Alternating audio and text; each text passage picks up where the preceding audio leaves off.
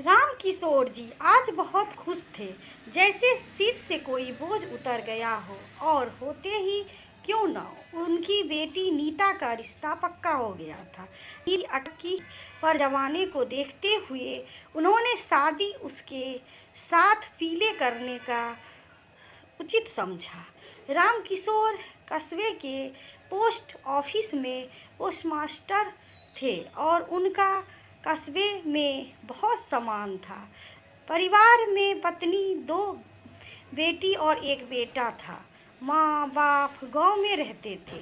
चूँकि गांव पास में ही था, सो गांव वाले का आना जाना लगा रहता था। सभी लोग एक ही राय होती कि लड़की को समय से विदा कर देने में ही भलाई है। फिर समाज में घटित घटनाओं पर चर्चा होती। सुन सुनकर उनका जी घबराता। उन्होंने लोगों से कह रखा था लड़का बताने को, इसलिए जो रिश्ता आया उस पर निर्णय लेने में देर ना की। नीता पिता के सामने कुछ ना बोल पाई। उसके सारे सपने मन में ही दम तोड़ बैठे। पढ़ने का सपना टूट गया। माँ से हिम्मत कर बोली भी कि अभी नहीं करनी शादी, लेकिन माँ ने डांट दिया, क्यों नहीं करनी है, हमारी तो तेरे से छोटी उम्र में ही हो गई थी। हम जो कर रहे हैं उसमें ही तेरी भला है। आखिर बेटियों को घर में बैठाकर थोड़े रखा जाता है, वे तो पराई होती है।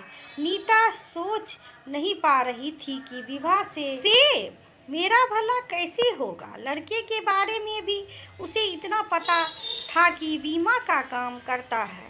जब वह देखने आया था तो कोई बात भी नहीं हुई थी। अपने टूटे सपनों के खंडहर पर नीता भावी जीवन की आशंकाओं के महल बना रही थी। कैसे लोग होंगे, कैसा परिवार होगा, वह अपने घर छोड़ कैसे रह पाएगी। तमाम आशंकाओं के बीच आखिर विवाह का दिन भी आ गया। खूब धूमधाम से विवाह हुआ। दुल्हन बनी नीता अपनी ससुराल पहुंच गई। परिवार काफ़ी बड़ा था, सभी साथी रहते थे। दो जेठ जेठानी, सास ससुर, ननद, बच्चे, कुल मिलाकर 12 सदस्य थे। अब नीता के आने से एक जन और बढ़ गया। नीता अब छोटी बहू बन गई थी। थोड़े ही दिनों में नई बहू का तमाम तगमा उतर गया। सारे घर का कार्य नीता पर पड़ा। सबको अपने अपने हिस्से का आराम चाहिए था। बेचारी नीता चक्कर धिन्नी सी घूमती रहती। पति संकोची स्वभाव के थे, सबके सामने कम बोलते। देर रात कमरे में थकी हारी नीता जब पहुंचती तो पति देव प्रतीक्षा करते दिखते। उससे उसके मन की बात सुनने की जगह अपना रात्रिकालीन पति धर्म निभा चैन से सो जाते। नीता जागती हुई छत ताकती रहती और मन ही मन सोचती कि यही प्यार है। कोई भी तो उसके सुख और दुख की बात नहीं सुनता। कभी उन्होंने यह नहीं पूछा कि मुझे क्या चाहिए, क्या अच्छा लगता है। कहीं घर से बाहर नहीं ले गए। अपनी नौकरियों से जैसी बंधी बंधाई जिंदगी उसे बोझ लगने लगी। उसे लगने लगा था कि उसका मन मर रहा है। धीरे धीरे विवाह को 6 माह हो गए थे। इसी बीच सिर्फ पगफेरे के लिए वह मायके गई थी। पिता ने चलते समय अच्छे से समझा दिया कि वह अब मायके के सपने ना देखे। अब उसका सब कुछ वही है। क्या मायके से उसका संबंध ऐसे ही खत्म हो सकता है? क्या विवाह के बाद बेटियां इतनी पराई हो जाती है? ऐसे तमाम प्रश्नों में उलझी नीता की ना जाने कब आंख लग। सुबह सासू की ककरस आवाज़ से उसकी नींद खुली। उसने स्थिति को समझने का प्रयास किया। पता चला उसकी ही तारीफों के पुल बंधे जा रहे हैं। भागती हुई सी कमरे से निकली और अपराधी की तरह सिर झुकाए अपने अपराध सुनने लगी। शोर सुन पतिदेव भी आ गए।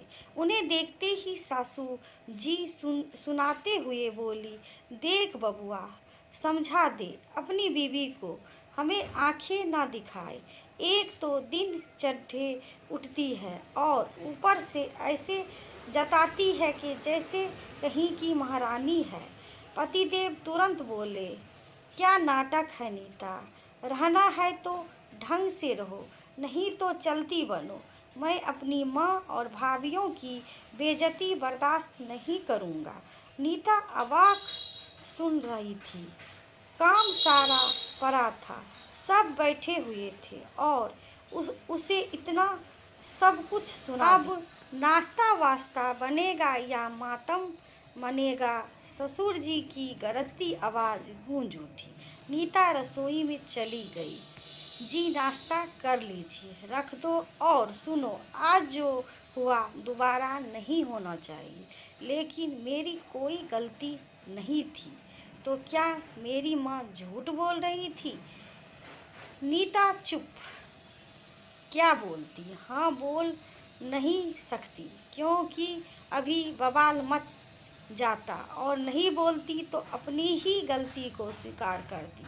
समझ नहीं आ रहा था कि पतिदेव उसकी भावनाओं और तकलीफ़ों को समझने की जगह उसे ही क्यों सीख दे रहे थे। दिन भर घर का माहौल तनावपूर्ण रहा। नीता तो गुमसुम हो गई थी। इस पर भी 2 बार सुनने को मिला, आज महारानी जी का मुंह फुला हुआ है। छोटे घर की लड़कियां ऐसी ही होती है। अरे मैंने तो पहले ही राकेश के बाबूजी को जिताया था कि ऐसे टट्टर पूंजियों के मुझे ब्याह नहीं करना। ना कोई तमीज़ ना सलीका। देखो मेरी बड़ी बहू को अपने मायके से लाई, ठोक बजाकर परखा, कैसे रईस माँ बाप की बेटी है, और दूसरे तो नौकरों चाकरों में पली बढ़ी। आशा करती हूँ कि ये कहानी आपको अच्छी लगी होगी दोस्तों।